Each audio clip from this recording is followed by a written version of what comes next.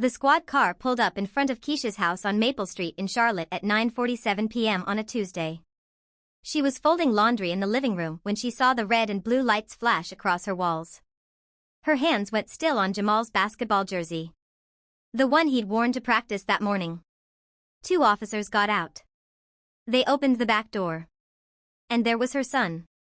15 years old. Hands cuffed behind his back. Head down so low his chin touched his chest. Keisha's legs moved before her mind caught up. She dropped the jersey. The front door slammed behind her as she ran down the porch steps in her socks. Jamal. Her voice cracked the quiet street in half. Officer Martinez held up a hand. Ma'am, please stay back. That's my son. What did you do to my son? Jamal wouldn't look at her. He stood there on her driveway, the same driveway where she'd taught him to ride a bike, where they'd drawn chalk hopscotch squares every summer, and he wouldn't lift his eyes. Mrs. Rivers, I'm Officer Chen. We need to talk inside. Talk about what? Why is he in handcuffs? He's a child. Ma'am. Officer Martinez's voice was firm now. Inside. Please. The next 20 minutes felt like drowning. They sat in her kitchen. The same kitchen where Jamal had eaten breakfast 7 hours ago. Eggs and toast. Orange juice. He'd kissed her cheek on his way out. Officer Chun pulled out a tablet. Showed her security footage from Savemore on Independence Boulevard. The video was grainy but clear enough. 3 boys. Hoods up. Moving fast down the chip aisle. One of them, tall, thin build, wearing a Carolina Panthers hoodie, grabbed something off the shelf. Then another. Then another. They didn't stop at the register. That's not, Keisha started. But then the boy in the Panthers hoodie turned toward the camera for just a second. Her whole body went cold. It was Jamal's hoodie. The one she'd bought him for Christmas. We apprehended them 6 blocks away, Officer Chin said. They had stolen merchandise worth $340. Keisha looked at her son. He sat at the kitchen table with his hands free now, rubbing his wrists. Still not looking up. Jamal. Her voice shook. Tell me this is a mistake. Silence. Jamal, look at me. Nothing.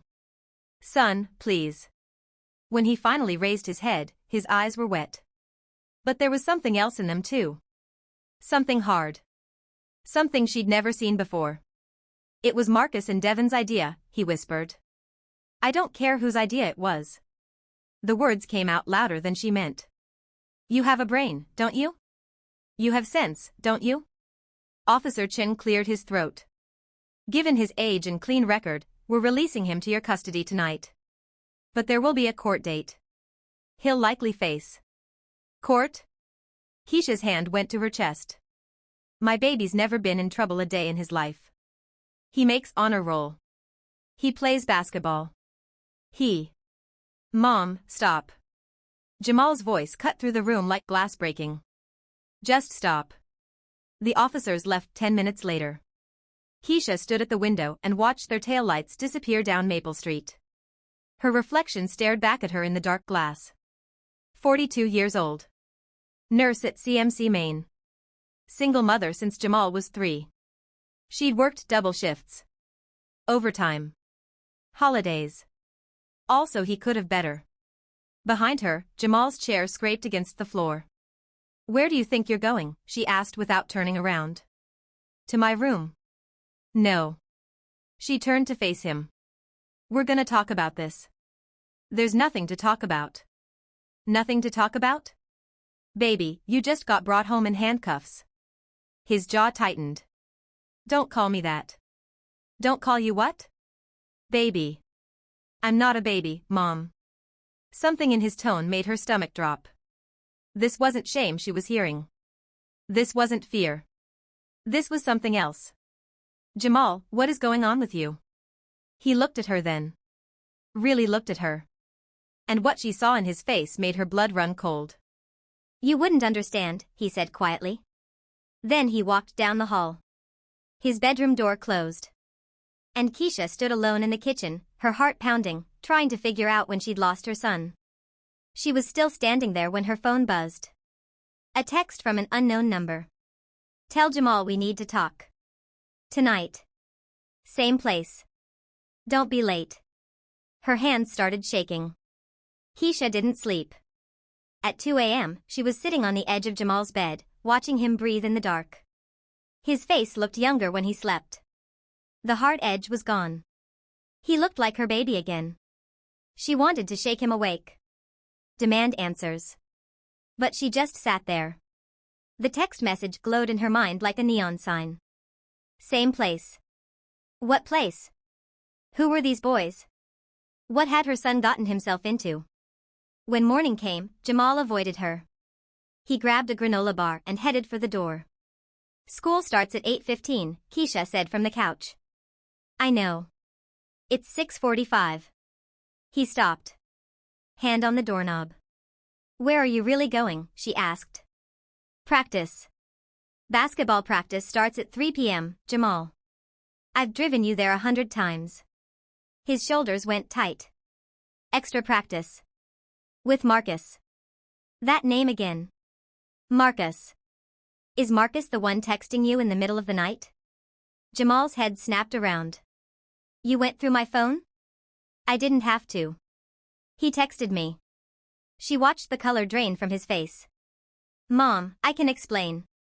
Then explain. But before he could answer, her phone rang. The screen said Riverbend High School. Principal Hayes' voice was calm but serious. Mrs. Rivers, I'm calling about Jamal. He's missed 3 classes this week, and his English teacher says he hasn't turned in work for 2 weeks. This isn't like him. Keisha felt the room tilt. After she hung up, Jamal was still standing by the door. Not moving. Not speaking. 3 classes, she said slowly. 2 weeks of missing work. I'll make it up. Make it up? Jamal, you're falling apart and I don't know why. Because you don't get it. His voice exploded. You work all the time. You're never here. You don't see. Don't see what? That I'm trying to keep us safe. The words hung in the air like smoke. Keisha stood up slowly. What does that mean? Jamal's hands were shaking now. Marcus said, he said people were talking. About how we don't have money. About how Dad left. About how you're always working and I'm always alone. He said if I didn't. If you didn't steal, they'd what? Hurt you? Tears ran down his face. They'd hurt you. Everything stopped. Keisha crossed the room and pulled her son into her arms. He was taller than her now, but he collapsed into her like he was 5 years old again. Baby, no one is going to hurt me, she whispered into his hair. You don't know that. Yes, I do. Because I'm going to fix this. He pulled back. You can't. Marcus isn't just some kid, Mom. His cousin runs things in Eastway. Real things. Dangerous things. Keisha's heart pounded, but she kept her voice steady. Then we go to the police. No. Jamal grabbed her arms. If we snitch, it gets worse. Way worse. And if we don't, what happens? You go to jail? You throw away your future because some boy is threatening you? He didn't answer. Keisha took his face in her hands. Listen to me. I didn't raise you to be afraid. I didn't work every holiday so you could end up in handcuffs. We are going to handle this. Together. That afternoon, they sat in Officer Chen's office downtown. Jamal told everything. The threats. The pressure. How Marcus had said stealing was a test to prove loyalty. Officer Chen took notes. We've been watching Marcus Tate's cousin for months. This gives us leverage. What happens to Jamal? Keisha asked. If he cooperates, testifies if needed, I'll advocate for community service instead of charges. On the drive home, Jamal was quiet. But when they pulled into the driveway, he finally spoke. I'm sorry, Mom. I know. I thought I was protecting you. She turned off the car and looked at him. You protect me by being smart.